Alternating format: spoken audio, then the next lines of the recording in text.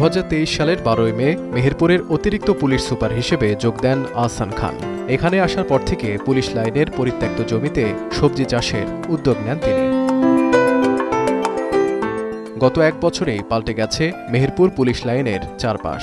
একসময় যে জমি জঙ্গলে ঘেরা ছিল, এখন সেখানেই আবাদ হচ্ছে বেগুন, লাল শাক, পুঁইশাক, পেঁপে, মরিচ, ঢেঁড়স, বরবটি সহ প্রায় 12 থেকে 15 রকমের সবজি, যা তৈরি হচ্ছে বালাইনাশক ছাড়াই।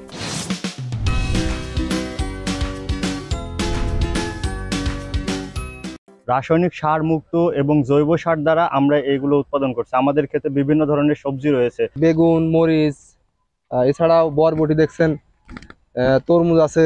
এই সবজিগুলোর মাধ্যমে আমরা পুলিশ লাইনের ম্যাচের সবজিগুলো দেওয়ার ফলে আমাদের এখানকার যে পুলিশ সদস্যগুলো আছে তারা পুষ্টি সমৃদ্ধ খাবার পাচ্ছে। সবজি খায়, ম্যাচে খায় পুলিশ সদস্যরা, অনেকে খেয়ে এটা খুবই আত্মতৃপ্ত এবং খুবই আনন্দিত। আমরা 11 রকমের শাক এবং আমাদের এখানে বেগুন, টমেটো, তারপরে কাঁচামরিচ, ঢেঁড়স, আমাদের গ্রীষ্মকালীন বাঁধাকপি আছে, আমাদের শশা আছে, তারপরে চিচিঙ্গা আছে, ঝিঙ্গে আছে এবং আমাদের বরবটি আছে। আর পাশে আপনাদের পেছনে এই যে একটা বড় বাগান আছে, এটা পেঁপে বাগান, এটা আমাদের দেশি পেঁপে, আমার 200-র মতো পেঁপে গাছ আছে। এই উদ্যোগের ফলে একদিকে যেমন পরিবেশ সুন্দর থাকছে, অন্যদিকে নিরাপদ সবজি খাওয়ার ফলে শারীরিক সুস্থতা নিশ্চিত হচ্ছে। পরিত্যক্ত সব জমিকে চাষের আওতায় আনার কথা জানান পুলিশ সুপার।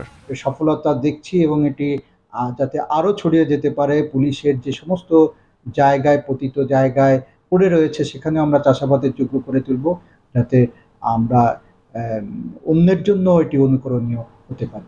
প্রধানমন্ত্রীর নির্দেশনায় অনাবাদি জমিতে সবজি চাষ বাড়াতে নানা কার্যক্রম চলছে বলে জানায় কৃষি বিভাগ। সরকারিভাবে বীজ, সার এবং কিছু ঘেরা বেড়া দিয়ে আমরা এগুলো উৎসাহ করছি এবং প্রত্যেকটা আগে এসছে। সেই সাথে আমরা মনে করি যে সরকারি যে অফিসগুলো আছে সেগুলোতে যদি কোনো অনাবাদি জমি পড়ে থাকে, সেগুলোতেও আমরা এই উদ্যোগটা নেওয়ার চেষ্টা করছি। পরিত্যক্ত জমিতে নিরাপদ সবজি চাষ বাড়লে একদিকে যেমন পরিবেশ সুরক্ষিত থাকবে, অন্যদিকে সবজি চাহিদা মিটবে স্থানীয়দের। এখন মেহেরপুর।